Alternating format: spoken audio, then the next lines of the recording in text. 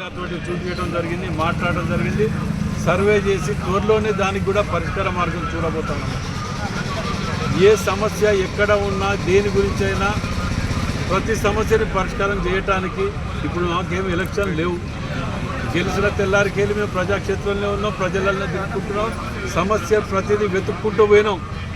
ఎవరో ఏదో తిడతారనో సమస్య పరిష్కారం కాలేదనో ఆ సమస్యలు చూసి ఎన్నడూ కూడా పారిపోలే. ఇవాళ కాజీపేట యావత్ కాజీపేటనే నిర్లక్ష్యానికి గురైందనేది మనందరికీ తెలిసిన విషయమే.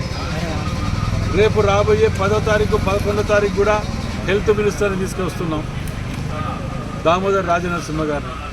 1 నుంచి 2 రోజులు ఇవాళ వారు ఇక్కడనే ఉండి కాజీపేటకు 30 బెడ్ల ఆసుపత్రిని కూడా అడిగటానికి మేము ప్రయత్నం చేస్తున్నాం. వారు ఇవ్వటానికి కూడా సుముఖంగా ఉన్నారు. వారు కూడా ఇక బస్టాండ్ కాజీపేట బస్టాండ్ గురించి మీకు తెలుసు, ఆల్రెడీ జాగా వచ్చేసింది మనకు.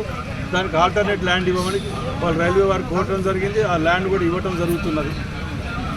మేము అనేది ఒకటే, ప్రజలకు విజ్ఞప్తి చేస్తున్నా, మళ్ళా దొంగలాలు ముఠాలు తిరుగుతున్నాయి. వారు కేవలం మీరు ఏం చేసిండ్రు అని అడిగితే చెప్పుకోవటానికి ఏది లేదు, చెప్పడానికి ఉండదు కూడా.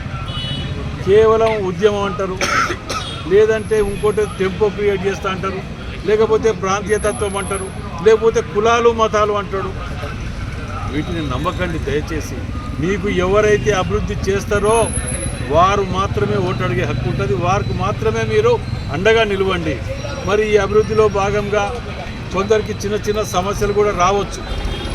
ఆ వచ్చినప్పుడు ప్రజలు మీరందరూ కూడా నాకు సహకారం అందించవలసిన బాధ్యత ప్రతి ఒక్క పౌరునిపై ఉన్నది. ఎందుకంటే అభివృద్ధి అనేది నిరంతర ప్రక్రియ, కానీ దానికి సహకరించవలసిన బాధ్యత కూడా ప్రతి ఒక్క పౌరునిపై ఉంటుంది మనవి చేస్తూ, మరి పెద్దలు ఇవాళ కుసూర్ పాషా గారు సహకరించినటువంటి దీనికి వారికి ప్రత్యేకంగా ధన్యవాదాలు తెలుపుతున్నా.